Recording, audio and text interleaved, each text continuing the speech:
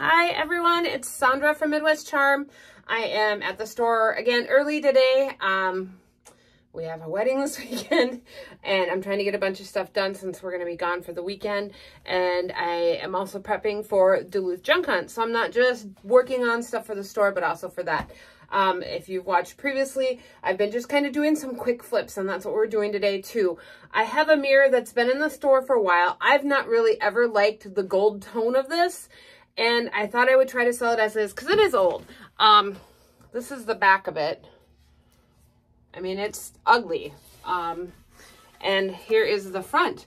So it's got some awesome wear on it, but it's not selling as is. And so I just did a quick walkthrough, and as you can see, I was checking out all the mirrors.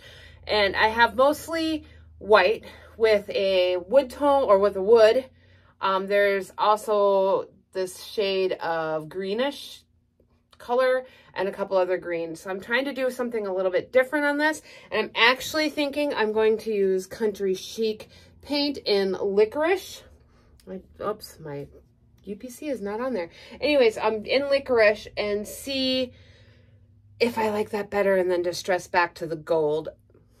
I'm a little hesitant about going black on a mirror, but let's give it a shot. Follow along. Please like, subscribe, and share if you like this kind of content. Not only do I do DIYs, but watch for my flip hauls and an occasional thrift with me, or one of my massive paint with me videos where I lay it all out and go for a while. So anyways, we'll keep watching.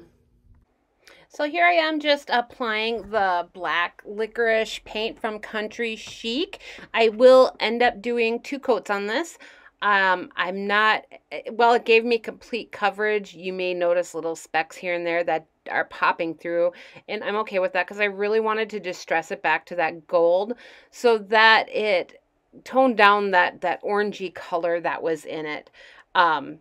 It just wasn't selling, and I don't know why. So I'm hoping that this black will help with that. Next up, you will see me pull out some 220 sandpaper and sand around all of those edges to make them pop a little bit more, and then take a wet, damp rag and even distress it more. And then I scraped off my mirror and got it all cleaned up.